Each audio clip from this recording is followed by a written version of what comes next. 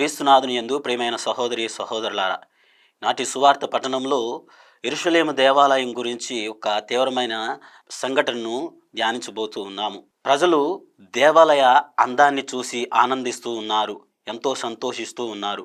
మరి దీనికి వ్యతిరేకంగా యేసు ప్రభు ఇది శిథిలమైపోతుంది అని తెలుపుతూ ఉన్నాడు.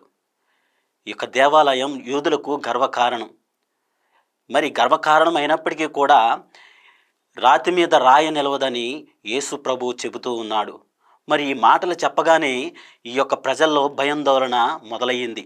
ఈ లోకాంత్యం వస్తుందని తమలో తాము ఎంతో భయపడ్డారు. అయితే యేసు ప్రభు వారిని హెచ్చరిస్తూ ఉన్నారు. నా పేరట వచ్చి మిమ్మల్ని మోసం చేయడానికి ఎంతోమంది వస్తారు, వారిని మీరు నమ్మొద్దు, వారు చెప్పే మాటలను మీరు పాటించవద్దని యేసు ప్రభు తెలియచేస్తూ ఉన్నారు. మరి ఈ యుద్ధాలు, ప్రకృతి వైపరీత్యాలు ఎందుకు వస్తాయంటే మన యొక్క అత్యాశ వల్ల, మనం చేసేటటువంటి అధికార పనుల వల్ల ఇవి నాశనం అవటానికి కారణమని చెబుతూ ఉన్నారు. దేవుడు ఈ లోకాన్ని నాశనం చేయడానికి రావలేదు, కానీ ఈ యొక్క లోకాన్ని కంటికి రెప్పలా కాచి కాపాడటానికి వచ్చి ఉన్నాడు.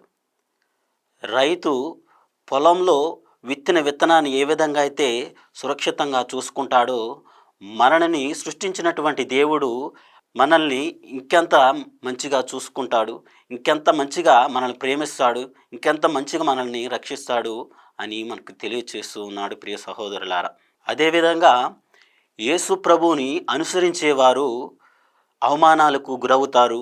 రాజుల ముందుకు, దేవాలయాల దగ్గరకు తీసుకెళ్ళి మిమ్మల్ని అవమానపరుస్తారు అంటూ ఉన్నారు. మరి ఈ అవమానపరిచినప్పుడు మీరు వీటికి సాక్షులుగా ఉండాలని చెబుతూ ఉన్నారు.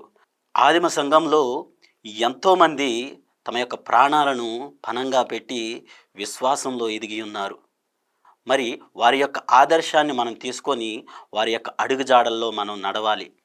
క్రీస్తు ఆనాడు పలికినటువంటి పలుకులు క్రీస్తు శకం 70వ సంవత్సరంలో దేవాలయం నాశనమైపోయిందనేటువంటి మాటలను మనం నెరవేరినాయని చూస్తూ ఉన్నాము.